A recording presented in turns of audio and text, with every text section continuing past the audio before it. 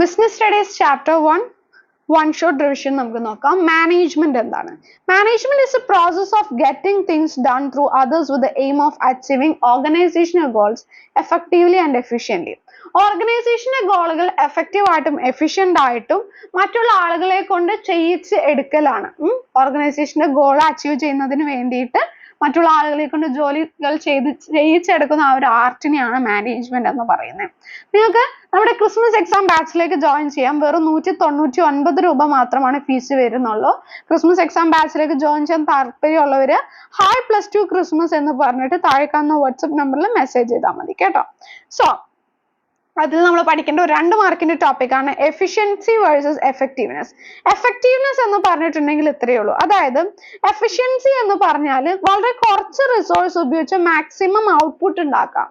റിസൾട്ടിനെയാണ് efficiency എന്നത് നോക്കുന്നത്. Minimum കോസ്റ്റിൽ task complete ചെയ്യുക എന്നുള്ളതാണ് ഈ ഒരു എഫിഷ്യൻസി. അതേസമയം എഫക്റ്റീവ്നെസ് എന്ന് പറയുന്നത് മിനിമം ടൈമിൽ ടാസ്ക് കംപ്ലീറ്റ് ചെയ്യുക. സോറി, റിസൾട്ട് അല്ല കേട്ടോ. ഇവിടെ കോസ്റ്റ്, ഇവിടെ ടൈം. കുറഞ്ഞ ചെലവിൽ ചെയ്യുന്നത് എഫിഷ്യൻസിയും കുറഞ്ഞ സമയം കൊണ്ട് ചെയ്യുന്നതാണ് എഫക്റ്റീവ്നെസ് എന്ന് പറയുന്നത്. മാനേജ്മെന്റിന്റെ ക്യാരക്ടറിസ്റ്റിക്സ് എന്തൊക്കെയാണ്? മാനേജ്മെന്റ് എന്ന് പറയുന്നത് ഒരു ഗോൾ ഓറിയന്റഡ് പ്രോസസ് ആണ്. ഒരു ഓർഗനൈസേഷന്റെ ഗോള് അച്ചീവ് ചെയ്യുന്നതിന് വേണ്ടിയിട്ടായിരിക്കും മാനേജ്മെന്റ് ഉണ്ടാകാം. മാനേജ്മെന്റ് എന്ന് പറഞ്ഞാൽ പെർവാസീവ് ആണ്. എല്ലാ സ്ഥലത്തും വ്യാപിച്ചു കിടക്കാണ്. എല്ലാ തരത്തിലുള്ള ഓർഗനൈസേഷൻ, ചെറുതായിക്കോട്ടെ വലുതായിക്കോട്ടെ, അവിടെയെല്ലാം മാനേജ്മെന്റ് ഉണ്ട്. മാനേജ്മെന്റ് എന്ന് പറയുമ്പോൾ അവിടെ 3 കാര്യങ്ങളുടെ മാനേജ്മെന്റ് ആണ് നടക്കുന്നത്. ആ സ്ഥാപനത്തിലെ ജോലി, ആ സ്ഥാപനത്തിലെ ആളുകൾ, ആ സ്ഥാപനത്തിൽ നടക്കുന്ന കാര്യങ്ങൾ, ഓപ്പറേഷൻസ്, ഇതിന്റെ എല്ലാം മാനേജ്മെന്റ് ഇതിൽ പെടും. മാനേജ്മെന്റ് എന്ന് പറയുന്നത് കണ്ടിന്യൂസ് പ്രോസസ് ആണ്. പ്ലാനിങ്ങിൽ നിന്ന് തുടങ്ങി കൺട്രോളിങ്ങിൽ തീർന്ന് അത് ഇങ്ങനെ റൗണ്ട് അടിച്ചുകൊണ്ടിരിക്കും. മാനേജ്മെന്റ് എന്ന് പറയുന്ന ഒരു ഗ്രൂപ്പ് ആക്ടിവിറ്റി ആണ്. ഒറ്റൊരു വ്യക്തിയുടെ റിസൾട്ട് എന്നതിനേക്കാളും ഒരു ഗ്രൂപ്പിന്റെ റിസൾട്ടിനാണ് അവിടെ കൂടുതൽ ഇമ്പോർട്ടൻസ് കൊടുക്കുന്നത്. മാനേജ്മെന്റ് എന്ന് പറയുന്നത് ഒരു ഡൈനാമിക് ഫംഗ്ഷൻ ആണ്. അത് എപ്പോഴും ഓർഗനൈസേഷന്റെ മാറ്റങ്ങൾ അനുസരിച്ച് അതിലും മാറ്റങ്ങൾ വന്നുകൊണ്ടിരിക്കും. മാനേജ്മെന്റ് നമുക്ക് കാണാനോ തൊടാനോ ഒന്നും പറ്റില്ല. അതൊരു ഇൻടാഞ്ചിബിൾ ആണ്. പക്ഷെ ആ ഒരു റിസൾട്ട് നമുക്ക് ഓർഗനൈസേഷനിൽ ഫീൽ ചെയ്യാൻ വേണ്ടിയിട്ട് സാധിക്കും. ഒബ്ജക്റ്റീവ്സ് ഓഫ് മാനേജ്മെന്റ് 5 മാർക്സിന്റെ ഇമ്പോർട്ടന്റ് ക്വസ്റ്റ്യൻ ആണ്. ഒബ്ജക്റ്റീവ്സ് 3 തരത്തിലാണ് ഉള്ളത്. ഓർഗനൈസേഷണൽ ഒബ്ജക്റ്റീവ് ഉണ്ട്, സോഷ്യൽ ഒബ്ജക്റ്റീവ് ഉണ്ട്, പേഴ്സണൽ ഒബ്ജക്റ്റീവ് ഉണ്ട്. ഒരു ഓർഗനൈസേഷൻ ഒബ്ജക്റ്റീവിന് നമുക്ക് എക്കണോമിക് ഒബ്ജക്റ്റീവ് എന്ന് പറയാം. സർവൈവൽ, നിലനിൽപ്പായിരിക്കും ആദ്യം.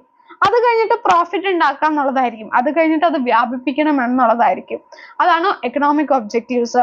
സോഷ്യൽ ഒബ്ജക്റ്റീവ് എന്ന് വെച്ചാൽ ഒരു സ്ഥാപനം സൊസൈറ്റിനോട് ചെയ്യേണ്ട ചില കാര്യങ്ങളുണ്ട്. അത് മാക്സിമം പ്രോഫിറ്റ് ഉണ്ടാക്കാൻ വേണ്ടിയിട്ട് അൺഡിസൈറബിൾ ആയിട്ടുള്ള ആക്ടിവിറ്റീസ് ചെയ്യാൻ പാടില്ല. സൊസൈറ്റിയുടെ എക്സ്പെക്ടേഷൻസ് അനുസരിച്ചിട്ട് വേണം അത് വർക്ക് ചെയ്യാൻ. പൊല്യൂഷൻ ഒന്നും ഉണ്ടാക്കാൻ വേണ്ടിയിട്ട് പാടില്ല. എംപ്ലോയ്മെന്റ് ഓപ്പർച്യൂണിറ്റീസ് പ്രൊവൈഡ് ചെയ്യണം. ഇതൊക്കെ സോഷ്യൽ ഒബ്ജക്റ്റീവ് ആണ്. പേഴ്സണൽ ഒബ്ജക്റ്റീവ് എന്ന് പറഞ്ഞാൽ ഏതൊരു സ്ഥാപനത്തിൽ ഏതൊരു വ്യക്തി ജോലി ചെയ്യുമ്പോഴും അയാൾക്ക് അയാളുടേതായിട്ടുള്ള ഒബ്ജക്റ്റീവ്സ് ഉണ്ടാകും. നല്ല സാലറി വേണം, ഒരു വീട് വെക്കണം, അങ്ങനെ അയാളുടെ ഒബ്ജക്റ്റീവ്സ് ഉണ്ടാകും. ആ ഒബ്ജക്റ്റീവ്സിനോട് മാച്ച് ചെയ്ത് അയാളുടെ ഒബ്ജക്റ്റീവ്സും ഓർഗനൈസേഷന്റെ ഒബ്ജക്റ്റീവും തമ്മിൽ മാച്ച് ചെയ്ത് പോകണം, അല്ലെങ്കിൽ പ്രശ്നങ്ങൾ ഉണ്ടാകും. Importance of management. Management importance നമ്മളെ ക്യാരക്ടറിസ്റ്റിക്സിൽ പറഞ്ഞത് തന്നെയാണ്. ഗ്രൂപ്പ് ഗോൾ അച്ചീവ് ചെയ്യാൻ വേണ്ടിയിട്ടാണ് എന്തുള്ളത്? മാനേജ്മെന്റ് ഉള്ളത്. വ്യക്തികളെക്കാൾ കൂടുതൽ ഗ്രൂപ്പിനാണ് ഇമ്പോർട്ടൻസ് കൊടുക്കുന്നത്. എഫിഷ്യൻസി ഇൻക്രീസ് ആക്കും അല്ലെ? ഒരു മാനേജ്മെന്റ് ഉണ്ടെങ്കിൽ മാനേജ്മെന്റ് എന്ത് ചെയ്യും? കുറഞ്ഞ റിസോഴ്സ് ഉപയോഗിച്ചുകൊണ്ട് മാക്സിമം സാധനങ്ങൾ പ്രൊഡ്യൂസ് ചെയ്യാൻ നോക്കും, ഗോൾ അച്ചീവ് ചെയ്യാൻ നോക്കും. അത് എഫിഷ്യൻസിയിലേക്ക് നയിക്കും. ഒരു ഡൈനാമിക് ഓർഗനൈസേഷൻ ക്രിയേറ്റ് ചെയ്യാൻ മാനേജ്മെന്റ് ഹെൽപ്പ് ചെയ്യും. അതായത് എന്ത് മാറ്റങ്ങൾ വന്നാലും ആ മാറ്റത്തിനോടനുസരിച്ച് കോപ്പപ്പ് ചെയ്തു പോകുന്ന ഒരു സ്ഥാപനം ക്രിയേറ്റ് ചെയ്യാൻ മാനേജ്മെന്റ് ഹെൽപ്പ് ചെയ്യും. പേഴ്സണൽ ഒബ്ജക്റ്റീവ്സ് നമ്മൾ നേരത്തെ പറഞ്ഞു. ഓരോ വ്യക്തികളുടെ പേഴ്സണൽ ഒബ്ജക്റ്റീവ്സ് അതെല്ലാം അച്ചീവ് ചെയ്യാൻ മാനേജ്മെന്റ് ഹെൽപ്പ് ചെയ്യും. സൊസൈറ്റിക്ക് വേണ്ടിയിട്ടുള്ള കാര്യങ്ങളെല്ലാം ചെയ്ത് സൊസൈറ്റിയുടെ ഡെവലപ്മെന്റിനും ഹെൽപ്പ് ചെയ്യും. ഇനിയും ലെവൽസ് ഓഫ് മാനേജ്മെന്റ്. മാനേജ്മെന്റിന്റെ ലെവലിനെ top level, middle level, lower level എന്ന് പറഞ്ഞിട്ട് 3 ആയിട്ട് തരം തിരിച്ചിട്ടുണ്ട്. ടോപ്പ് ലെവൽ മാനേജ്മെന്റ് എന്ന് പറയുമ്പോൾ മാനേജ്മെന്റ് ഹൈറാർക്കി ആ ഒരു ഓർഡറിലെ ഏറ്റവും മുകളിലത്തേതാണ്.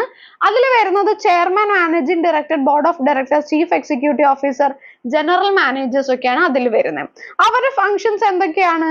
അവരുടെ ഫങ്ഷൻസ് എന്ന് പറയുന്നത് ബിസിനസിന്റെ ഒബ്ജക്റ്റീവ്സ് ഉണ്ടാക്കുക, പ്ലാൻസ് ആൻഡ് പോളിസീസ് പ്രിപ്പയർ ചെയ്യുക, ഓരോ ഡിപ്പാർട്ട്മെന്റ്സിന് വേണ്ട ഇൻസ്ട്രക്ഷൻസ് കൊടുക്കുക, മിഡിൽ ലെവലിലുള്ള എക്സിക്യൂട്ടീവ്സിനെ നിയമിക്കുക, ആക്ടിവിറ്റീസ് കോർഡിനേറ്റ് ചെയ്യുക, ഡിപ്പാർട്ട്മെന്റ്സ് കൺട്രോൾ ചെയ്യുക, ഔട്ട്സൈഡേഴ്സ്, ഗവൺമെന്റ്, മീഡിയ, പബ്ലിക് പോലെയുള്ള ഔട്ട്സൈഡേഴ്സുമായിട്ട് റിലേഷൻഷിപ്പ് മെയിൻറ്റെയിൻ ചെയ്യുക.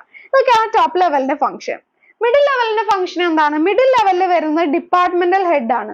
അതായത് പ്ലാനിങ്ങിന്റെ ഹെഡ്, ദെൻ മാർക്കറ്റിംഗിന്റെ ഹെഡ്, ദെൻ HR-ന്റെ ഹെഡ്, പ്രൊഡക്ഷൻ മാനേജർ, അങ്ങനെ അതാത് ഡിപ്പാർട്ട്മെന്റുകളുടെ ആ ഹെഡുകളാണ് ഇതിൽ വരുന്നത്. ഇവരുടെ ഫംഗ്ഷൻ എന്താണ്? ഇവരുടെ ഫംഗ്ഷൻ എന്ന് പറഞ്ഞാൽ ഡേ ടു ഡേ റിസൾട്ട്സ് എല്ലാം ചെക്ക് ചെയ്യുക, ഓപ്പറേറ്റിംഗ് ഡിസിഷൻസ്, തീരുമാനങ്ങൾ എടുക്കുന്നതിൽ പാർട്ടിസിപ്പേറ്റ് ചെയ്യുക, പോളിസീസ് നടപ്പിൽ വരുത്തുക, ലോവർ ലെവലിലേക്ക് പോളിസീസ് എല്ലാം കമ്മ്യൂണിക്കേറ്റ് ചെയ്ത് കൊടുക്കുക, അതാത് ഡിപ്പാർട്ട്മെന്റിന്റെ പ്ലാനുകൾ അതാത് ഡിപ്പാർട്ട്മെന്റിലുള്ള ആളുകൾ തന്നെ പ്ലാൻ ചെയ്യുക, ലോവർ ലെവലിലുള്ള മാനേജേഴ്സിനെ ഡയറക്റ്റ് ചെയ്യുക, എംപ്ലോയീസിന്റെ പെർഫോമൻസ് ഇവാലുവേറ്റ് ചെയ്യുക, ടോപ്പ് ലെവലിലേക്ക് റിപ്പോർട്ട് ചെയ്യാനുള്ള കാര്യങ്ങൾ റിപ്പോർട്ട് ചെയ്യുക, മറ്റുള്ള ഡിപ്പാർട്ട്മെന്റ്സുമായിട്ട് സഹകരിച്ചു പോകുക, എംപ്ലോയീസിനെ മോട്ടിവേറ്റ് ചെയ്യുക. ലോവർ ലെവൽ മാനേജ്മെന്റ്, ഇതിനെ സൂപ്പർവൈസറി മാനേജ്മെന്റ് എന്നും ഓപ്പറേഷണൽ മാനേജ്മെന്റ് എന്നാണ് അറിയപ്പെടുന്നത്. ഇതിൽ വരുന്നത് foreman, supervisor, finance accounts officer, sales officers ഒക്കെയാണ്. ഇവരുടെ ഫംഗ്ഷൻ എന്തൊക്കെയാണ്? Day to day activities plan ചെയ്യുക, ഓരോരുത്തർക്കും വേണ്ട ജോലിയും ടാസ്കും അസൈൻ ചെയ്ത് കൊടുക്കുക, ഹയർ ലെവലിലേക്കുള്ള ഫീഡ്ബാക്ക് അറിയിക്കുക, കറക്റ്റീവ് ആക്ഷൻസ് എടുക്കുക, എംപ്ലോയീസുമായിട്ട് പേഴ്സണൽ കോൺടാക്ട് കീപ്പ് ചെയ്യുക, മിഡിൽ ലെവലും വർക്കേഴ്സും തമ്മിൽ ഒരു ലിങ്ക് ആയിട്ട് നിൽക്കുക, വർക്കേഴ്സിന് വേണ്ട ഓൺ ദ ജോബ് ട്രെയിനിങ് കൊടുക്കുക. Functions of management, management functions 5 എണ്ണമാണുള്ളത്. Planning, organising, staffing, directing, controlling. Planning എന്ന് പറഞ്ഞാൽ ഭാവിയിലേക്ക് എന്ത് ചെയ്യണം, what to do, when to do, how to do, who will do, ആര് എന്ത് എപ്പോൾ ചെയ്യണം എന്നുള്ളത് പ്ലാൻ ചെയ്യുന്നതാണ് പ്ലാനിങ്. ഓർഗനൈസിംഗ് എന്ന് പറഞ്ഞിട്ടുണ്ടെങ്കിൽ ഒരു സ്ഥാപനത്തിലെ അതോറിറ്റിയും റെസ്പോൺസിബിലിറ്റിയും, അതായത് ആരാണ് സുപ്പീരിയർ, ആരാണ് സബോർഡിനേറ്റ്, അവരെങ്ങനെ ബന്ധപ്പെട്ടിരിക്കുന്നു എന്നുള്ള റിലേഷൻഷിപ്പ് എസ്റ്റാബ്ലിഷ് ചെയ്യുന്നതാണ് ഓർഗനൈസിങ്. സ്റ്റാഫിംഗ് എന്ന് പറഞ്ഞാൽ ഒരു സ്ഥാപനത്തിലേക്ക് വേണ്ട റിക്രൂട്ട്മെന്റ്, സെലക്ഷൻ, ട്രെയിനിങ്, ഡെവലപ്മെന്റ്, ഇതെല്ലാം എംപ്ലോയീസിന്റെ ഈ കാര്യങ്ങളെല്ലാം ചെയ്യലാണ്. കറക്റ്റ് റൈറ്റ് പ്ലേസിലേക്ക്, റൈറ്റ് ജോബിലേക്ക്, റൈറ്റ് ടൈമിൽ ആളെ നിയമിക്കലാണ് സ്റ്റാഫിംഗ്. ദെൻ ഡയറക്റ്റിംഗ് എന്ന് പറഞ്ഞാൽ ഒരു സ്ഥാപനത്തിന്റെ ഗോൾസ് അച്ചീവ് ചെയ്യുന്നതിന് വേണ്ടിയിട്ട് അതിലുള്ള ആളുകളെ ഇൻസ്ട്രക്ട് ചെയ്യുക, ഗൈഡ് ചെയ്യുക, ഇൻസ്പയർ ചെയ്യുക, അതൊക്കെയാണ് ഡയറക്റ്റിംഗ്. കൺട്രോളിംഗ് എന്ന് പറഞ്ഞിട്ടുണ്ടെങ്കിൽ നമ്മൾ നേരത്തെ ഡിറ്റർമൈൻ ചെയ്ത സ്റ്റാൻഡേർഡ് അനുസരിച്ചിട്ട് ആക്ച്വൽ പെർഫോമൻസ് നടക്കുന്നുണ്ട് എന്ന് ഉറപ്പുവരുത്തുന്നതാണ് കൺട്രോളിംഗ്. Then coordination. കോർഡിനേഷന്റെ ഇമ്പോർട്ടൻസ് പറഞ്ഞാൽ എന്തുകൊണ്ട് കോർഡിനേഷൻ ആവശ്യമുണ്ട്? Growth in size. ഒരു ഓർഗനൈസേഷൻ വലുതാകുന്നതിനനുസരിച്ച് അതിൻ്റെ ഉള്ളിലുള്ള എംപ്ലോയീസിന്റെ എണ്ണവും കൂടി വരും. അങ്ങനെ വരുമ്പോൾ ഓരോരുത്തർക്കും ഓരോ സ്വഭാവമായിരിക്കും ഉണ്ടാകുക. അപ്പൊ അങ്ങനെ വരുമ്പോൾ ഇവരെല്ലാം എന്ത് ചെയ്യണം? മാനേജ് ചെയ്യണം എന്നുണ്ടെങ്കിൽ കോർഡിനേഷൻ ആവശ്യമാണ്. രണ്ടാമത്തേതാണ് ഫങ്ഷണൽ ഡിഫറൻഷിയേഷൻ. ഒരു ഓർഗനൈസേഷനിൽ പല ഡിപ്പാർട്ട്മെന്റുകൾ ഉണ്ടാകും. പല ഡിപ്പാർട്ട്മെന്റുകൾ ഉണ്ടാകുമ്പോൾ ഇവരെല്ലാവരും ഒത്തൊരുമിച്ച് പോകണം. ഇവർ തമ്മിൽ പ്രശ്നങ്ങൾ വരാതെ ഒത്തൊരുമിച്ച് പോകണമെങ്കിൽ അവിടെ കോർഡിനേഷൻ ആവശ്യമാണ്. Then specialisation. ഒരു ഓർഗനൈസേഷനിൽ ഒന്നിലധികം സ്പെഷ്യലിസ്റ്റുകൾ ഉണ്ടാകും. അപ്പം ഈ സ്പെഷ്യലിസ്റ്റുകൾ തമ്മിൽ പ്രശ്നങ്ങൾ വരാതെ കോർഡിനേറ്റ് ചെയ്ത് കൊണ്ടുപോകണമെങ്കിൽ, എല്ലാം സ്മൂത്ത് ആയിട്ട് പോകണമെന്നുണ്ടെങ്കിൽ അവിടെ കോർഡിനേഷൻ ആവശ്യമുണ്ട്. ഇതൊക്കെയാണ് കോർഡിനേഷന്റെ ഇമ്പോർട്ടൻസ് വരുന്നത്. അപ്പൊ ആദ്യത്തെ ചാപ്റ്റർ നമ്മളൊരു 8 മിനിറ്റിന്റെ ഉള്ളിൽ ഒരു സമ്മപ്പ് ചെയ്ത് നോക്കിയിട്ടുണ്ട്. ഈ 1 ഷോട്ട് റിവിഷൻ നിങ്ങൾക്ക് ഹെൽപ്ഫുൾ ആയോ എന്നുള്ളത് താഴെ കമന്റ് ചെയ്യുക. അടുത്തത് ഏത് സബ്ജക്റ്റിന് ഏത് ചാപ്റ്റർ ചെയ്യേണ്ടതെന്ന് താഴെ പറയുകയാണെന്നുണ്ടെങ്കിൽ നമുക്ക് അതനുസരിച്ചിട്ട് ചെയ്യാം കേട്ടോ. Thank you.